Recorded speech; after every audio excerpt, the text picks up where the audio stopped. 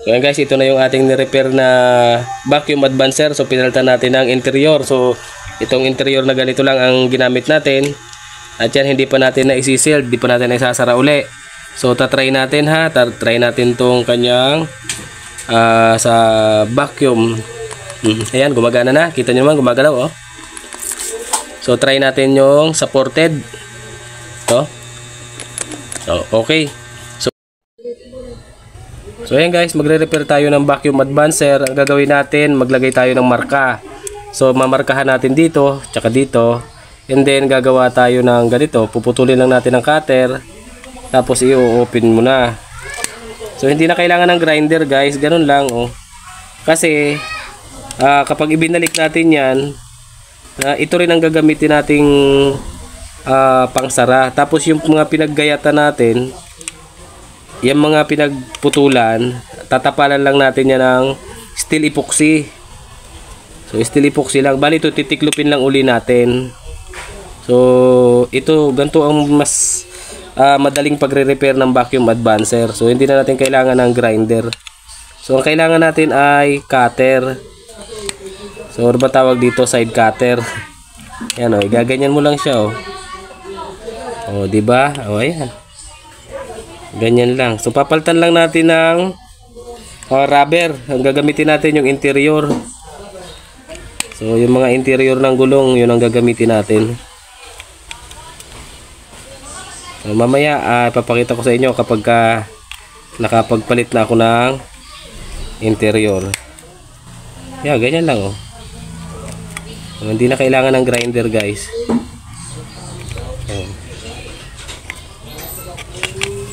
O diba, madali.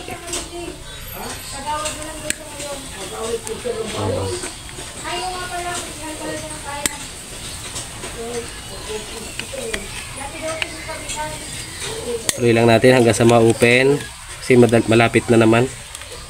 Yan.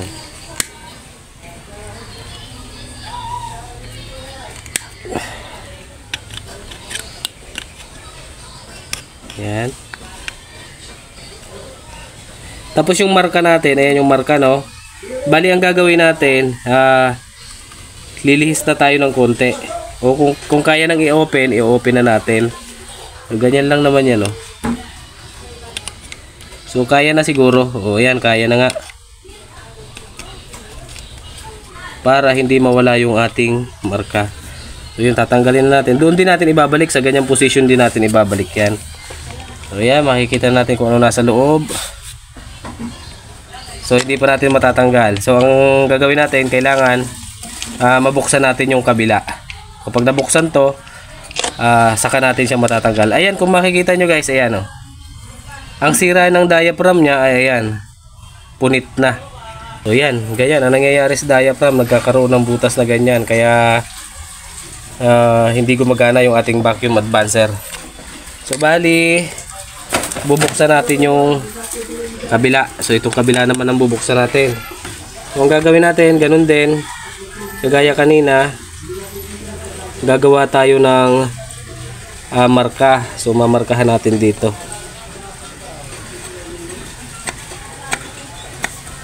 So yung markang yan, dito siya nakatapat.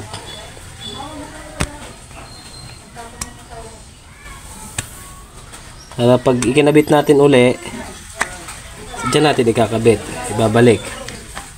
So bali, dito tayo mag-uumpisa.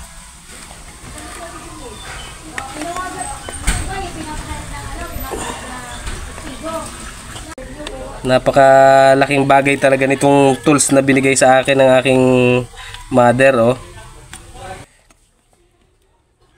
Tingnan mo oh, napakalaking bagay ng may ganitong tools. Ayan oh.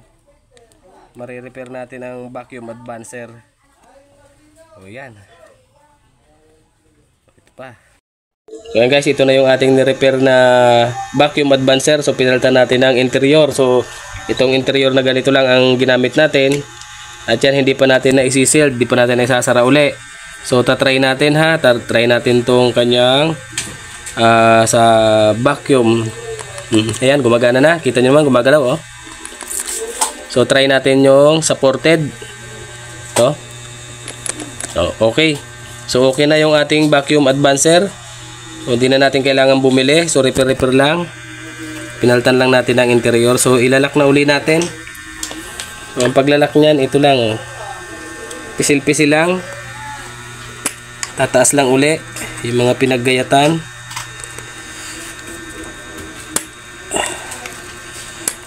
Yan.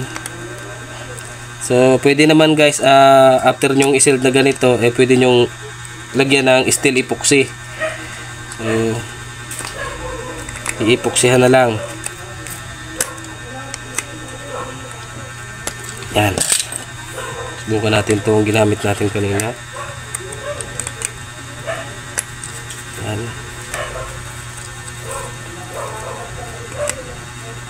Yan.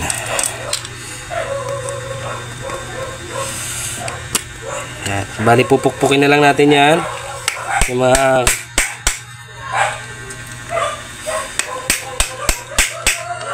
bali magsasara uli siya.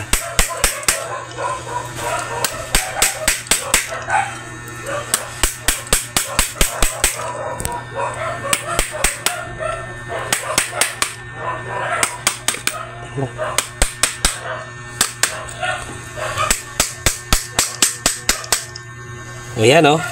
So nakasara na uli. So pwede na nating medyo pukpukin lang natin para maglapat ng mahusay. And then pwede natin lagyan ng steel epoxy. So try uli natin ha.